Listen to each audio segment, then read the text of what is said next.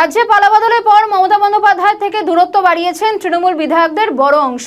ঋতব্রত বন্দ্যোপাধ্যায় শিবিরে নাম লিখিয়েছেন তারা। সেই শিবিরের অন্যতম মুখ শিউলি সাহা। ঋতব্রত তৃণমূলের এই বিধায়ককে এবার শুনতে হলো গো ব্যাক স্লোগান। কেশপুরের মোহবনীতে মুখ্যমন্ত্রীর অনুষ্ঠানে পৌঁছন শিউলি সাহা। তাকে দেখে গো ব্যাক স্লোগান তোলেন একাংশ। ক্ষুদিরাম বসুর আত্মবলিদান দিবসে শ্রদ্ধা জ্ঞাপন অনুষ্ঠানে যোগ দেন মুখ্যমন্ত্রী শুভেন্দু অধিকারী। সেখানে উপস্থিত এক মহিলা শিউলি সাহার উদ্দেশ্যে বলেন, আমি উৎপল পাজার মা বলছি। শিউলি সাহা হটাও, উৎপল পাজার মা বলছি। আমাদের অনেক জ্বালিয়েছে, অনেক অত্যাচার করেছে, আর নয়।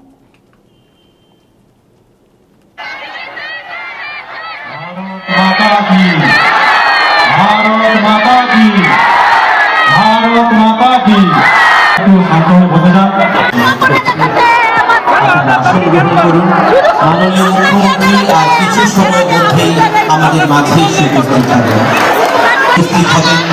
মাননীয় মুখ্যমন্ত্রী শ্রী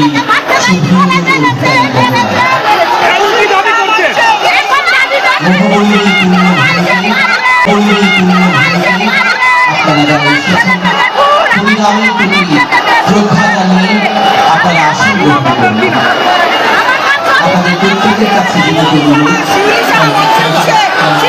কোনো মতেই সম্ভব নয়। তৃণমূল কংগ্রেস যে পরিমাণ আগামী দিনে সাধারণ জনগণের উপর অত্যাচার চালাচ্ছে, তৃণমূল কংগ্রেসের কোনো প্রকৃতি আমরা চাইছি না।